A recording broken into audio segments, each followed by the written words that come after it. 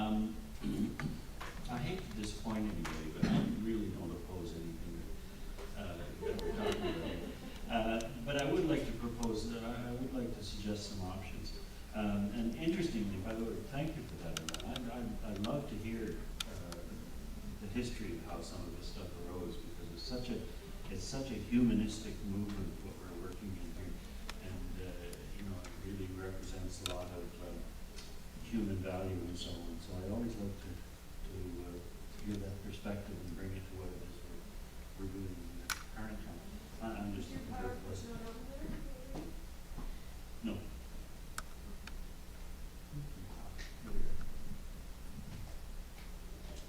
So like I say, I'm not here to oppose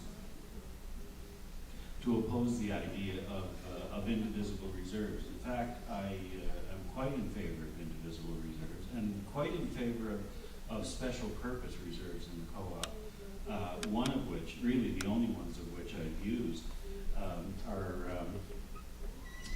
setting up indivisible reserves for co-ops, and setting up or trying to find equity mechanisms whereby, exactly as you said, founding members and early members of the co-op can be rewarded even if they've left the co-op in the interim. So that when a co-op is demutualized, or businesses are sold or whatever, or if it chooses to dissolve, then founding members can be rewarded. And I have some examples of that. Let's hold on. Let's just check this out. Technology great. I sometimes I say to myself, I'd love to figure out how many minutes I've spent in meetings doing nothing but playing with the technology. Here we go. This should work. Maybe. Yeah, here we go. So here's my case for this. And like I say, Ellen, I don't think it opposes anything you've said. But first, your co-op may already be able to set up indivisible reserves. In most provinces in the country, you can set up what's called a non-profit cooperative or a not-for-profit cooperative, or it can be called, in BC it's called a community service cooperative. Some places they're called social cooperatives. In Saskatchewan, I know you can do this. Basically, you can set it up. You can set up a co-op such that if the co-op is dissolved and the equity in the co-op is distributed, it's not distributed to the members, but in fact, like a non-profit society in most jurisdictions, the net equity of the co-op, after all the obligations are taken care of, is handed over to, most cases, it's either a charitable institution or an institution that shares the same goals and values as the cooperative does. So that's already in place, and most provinces have this, except that that really worked, didn't it? Except that okay.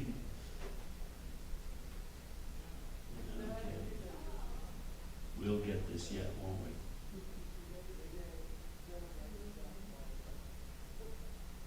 Okay, that's that one. Okay, except that in this particular situation, no proceeds of business activities can be distributed in any way to the members. Okay, this is kind of the standard approach to this. But if the co-op sets it up with the reserves, with the allocation to indivisible reserves, in this particular example, the surpluses are not taxed. So like the Italian situation, where in fact the distribution of your surplus, or the provisions covering the distribution of your surplus, can affect your taxation, the level at which the co-op is taxed. This replicates that. In other words, a co-op has the ability under most acts, most provincial acts, to set up a non-profit co-op where the surpluses of the co-op are not taxed, but are not available to the members. So in essence, they're committed to some sort of social purpose or charity. And there also is a provision in those where that particular clause in the bylaws or the constitution of the co-op can't be amended. So in other words, it's a non-alterable clause in a co-op's constitution. So if you're prepared to set aside all of the net assets of the co-op, all the residual value of the co-op, into a reserve to which you're prepared to commit in perpetuity that the members will never have access to that on dissolution, then you can do that, and your co-op essentially has an indivisible reserve. All that remains then is to have some sort of an agency out there in the greater economic culture that you can give the money to in the event that the co-op dissolves, that would then promote worker co-ops or promote the development of co-ops or something like that. Are you talking just on dissolution? You're not talking about annual? That's right. Okay. And in effect, if you set it up, if the co-op is structured in this way, in fact, you're prohibited from any annual distribution to members. You cannot have patronage dividends. Oh. Okay? You cannot pay interest on shares. Not at all. Not at all. So essentially what it is a means whereby co-ops can be set up essentially to emulate charitable nonprofits. But one of the residual benefits of that, of course, is that on dissolution, the net proceeds of dissolution it's an indivisible reserve, basically, is what you've set up. Recently, I had the experience in British Columbia to work with a co-op where they wanted to do this. There are a number of issues that this co-op dealt with, but one of the ones was they said, we don't want to prohibit ourselves. It's a workers' co-op. We don't want to prohibit ourselves from giving ourselves bonuses. We want to be able to pay interest on shares. We want to have more than one class of shares. We want to have non-par value shares included in our equity structure. In other words, a class of shares that may increase or decrease in value. And none of those would be allowed under this sort of semi-charity model that I was talking about earlier. So we really, during the process of developing their constitution and bylaws, which in BC is called their memorandum and rules, we really kind of pushed some of the envelopes here. But essentially what we did in the Constitution of BC and in many, this is the wording that you'll generally find in your bylaws that determine how profits are distributed on dissolution. So basically what it says is that this, every year you can distribute your surpluses in this way. Now, if, for example, or here's what we did, we replaced it with a clause that said this.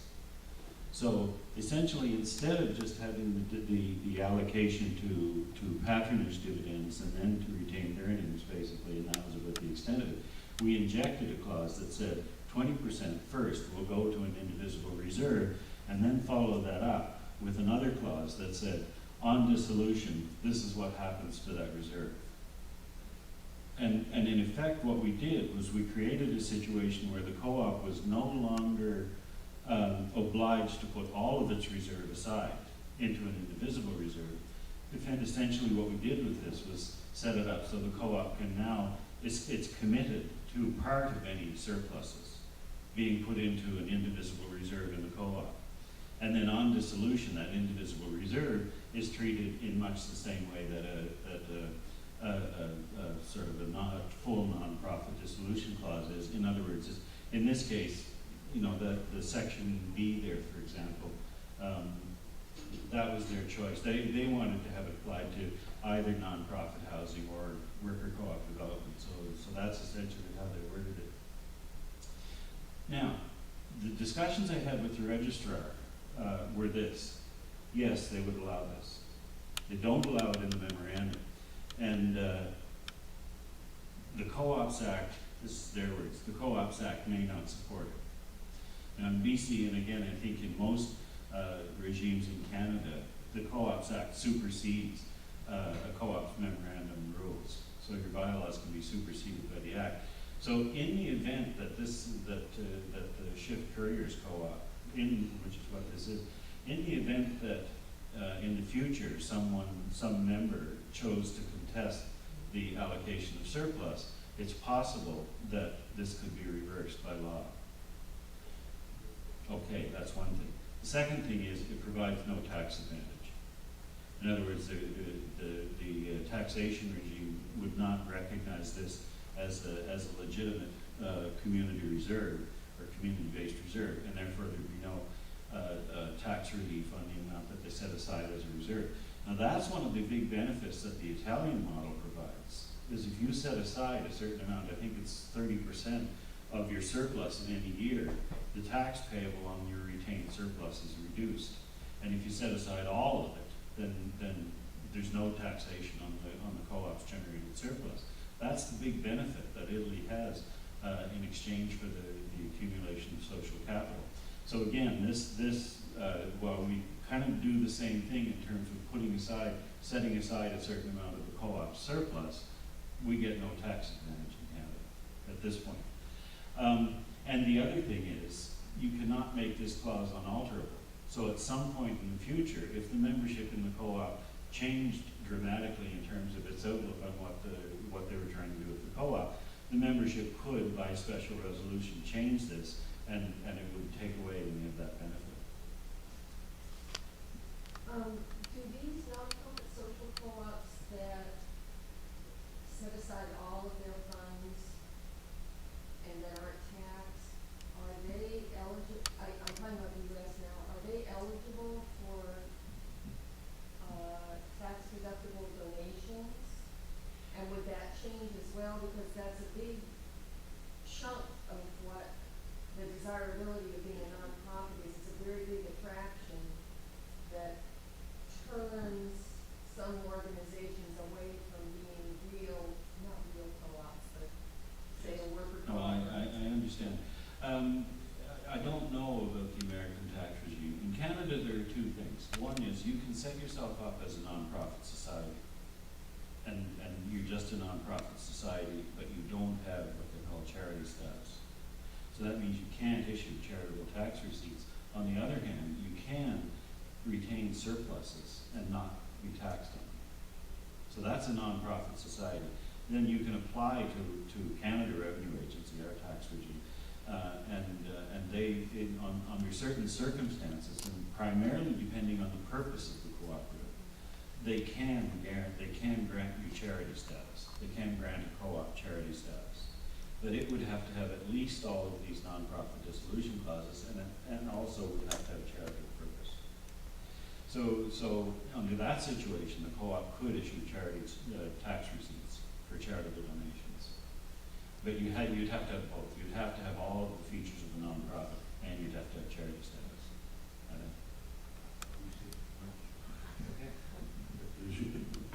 J'ai apprécié de voir les règlements, mais il y a un point qui m'ennuie un peu, c'est que quand tu dis ça pourrait, c'est pas terrible, ça pourrait être changé, c'est que ce pouvoir de disposition des surplus est donné au conseil d'administration. Nous, dans nos lois, il est donné à l'Assemblée générale des membres. Et dans la charte, c'est très important, parce qu'on vide complètement le sens de l'Assemblée générale, il y a beaucoup de pouvoir, déjà on sait que le CA a beaucoup de pouvoir, et en plus la loi le protège, c'est qu'il faut s'assurer des 3/4 des membres, qui puissent, 2/3 ou 3/4, il y a des règles, quand on change les principes, donc c'est beaucoup plus protégé. Déjà on a la loi, mais c'est un pouvoir de l'Assemblée générale de disposer de surplus, sur proposition. Il y a juste que dans les caisses populaires au Québec où c'est le CA qui a le pouvoir de disposer des surplus. Mais sinon, c'est vraiment un pouvoir des membres.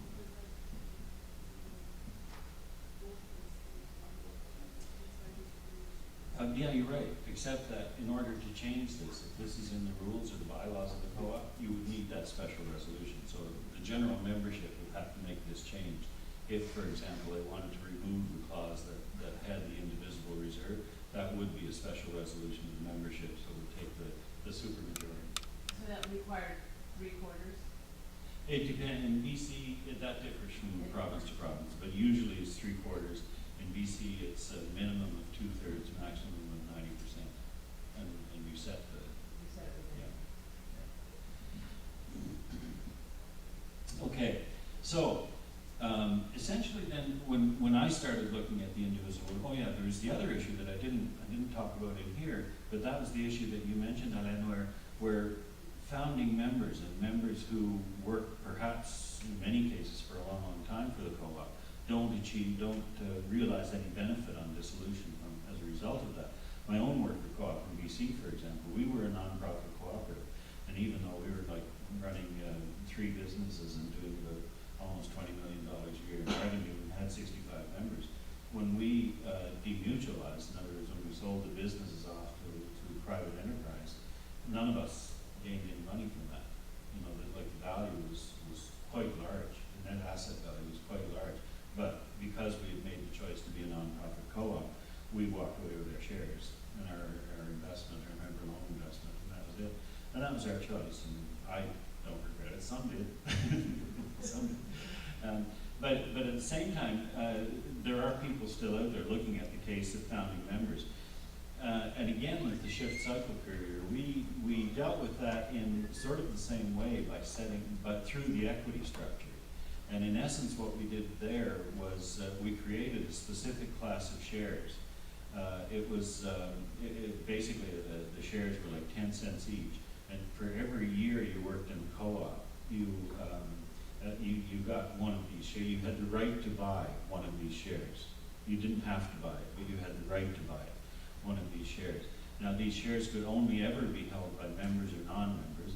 When you left the co-op, you could hold on to your shares and they would still hold value. And on dissolution, 40% of, I think it was 40% of the net assets was allocated to that class of share. So essentially, in perpetuity, anyone who had ever worked with the co-op could come out with their proportionate share of 40% of the net assets of the co-op. And in that way, anyone who ever worked in a co-op could share in the event that the co-op was dissolved and there was a large gain from the dissolution of the co-op, they would share in that gain. So again, using the equity structure, we were able to emulate some of what it is that we were trying to get with these objectives. So in essence, with this model, what we need here, so I guess where I'm at here now is the mechanisms are in place partly in many co-ops acts in the country. So should we start a sort of a movement to make this possible, at least in all the different regions, you're going to be able to find examples of where it's being done in Canada already. And you're going to be able to find situations where it's been in place and people can examine how it works and make judgments on how good an idea it is. So essentially what we need from this is changes to co-ops acts in general that first will support partial allocations of surplus income to an indivisible reserve. Right now that's not possible. The Co-ops Act, I don't know a single Co-ops Act in the country where you can take part of your reserve, part of your surplus, and allocate it to an indivisible reserve. You can take all of it and allocate it to an indivisible reserve, or you can take none of it. But I haven't seen a case where you can actually take part of your indivisible or part of your surplus and allocate it to an indivisible reserve in a way that provides, in a way that you can make non-alterable. In other words, so that it becomes an essential part of the co-op that can't be changed, which is one of the objectives that we really need to achieve. And then on dissolution, this indivisible reserve is handed over to a charity, or you can designate how that's dealt with, and it could be committed to some sort of agency that promotes cooperative development or worker cooperative development. And then the second thing is you would want to approach Canada Revenue Agency and change the tax regime such that partial allocations to surplus would have the result of reducing your tax. Right now, a co-op that has non-profit status, that CRA, Canada Revenue Agency, has granted that non-profit status to, right now, none of their surpluses are taxable. What I would like to see is a situation where if we could set up a surplus allocation model and make that a non-alterable clause, we get a tax relief on the part that we put into that the indivisible surplus. And then make that exempt from tax, that part of the co-op surplus exempt from tax. And I think we'd be a long way toward being where we want to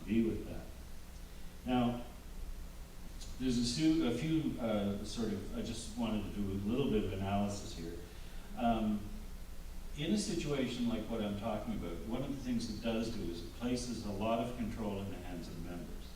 Now, but the thing is, it limits the control of the members to what's happening during their membership.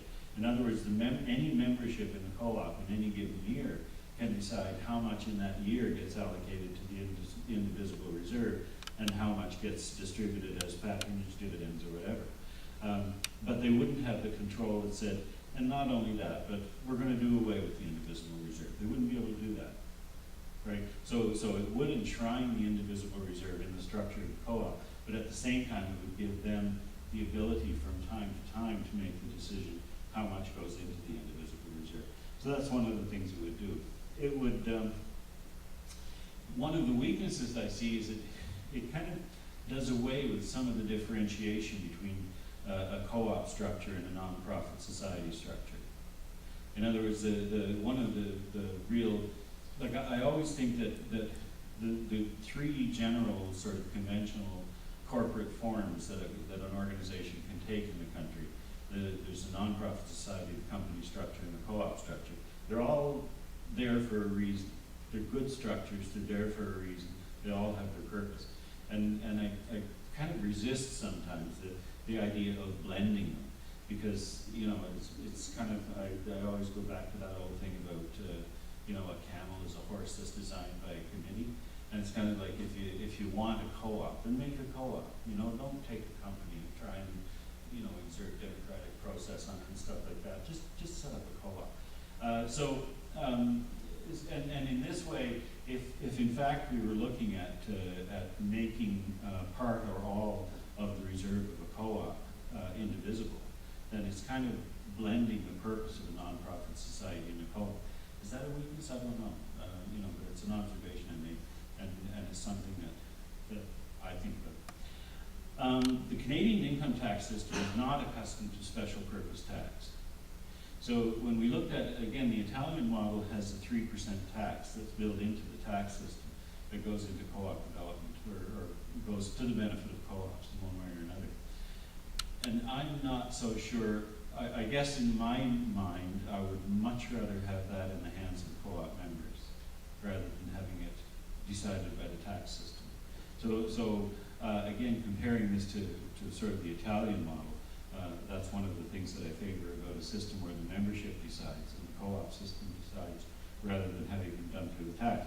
Because ultimately, if surplus is taxed, whether it's a 3% kind of special purpose tax or just the general income tax that we all pay, if surplus is taxed, the ultimate destination of that isn't clear, and it's determined by government rather than determined by the co-op sector.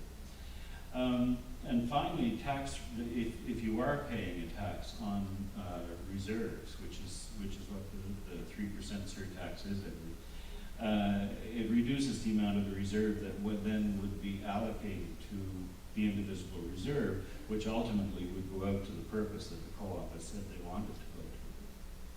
So that's just some ideas. These are my reflections. When the discussion is going, the discussion has kind of ranged around this, you know, and sometimes it is really kind of focused on doing tax reform, and other times it's focused on changes to co-ops acts and so on. And I guess my own inclination is if there are things already out there, let's use them. If there are things out there already that you can amend slightly to fit a model like this, let's use those. And before we start making large-scale changes, which to my mind involve more regulation of what co-ops do, and more regulation that's assigned to the tax regime, I would much rather have situations set up where the membership controls it from within and has the options available to them that they can control it from within. And that's sort of what I did when I was going through this exercise of looking at how co-ops are currently structured and how we can adapt that. So I don't think I've sort of put out any definitive answers or anything here to support a position that is counter to Mr. Riedel. But I would really hope it would encourage some thought and discussion.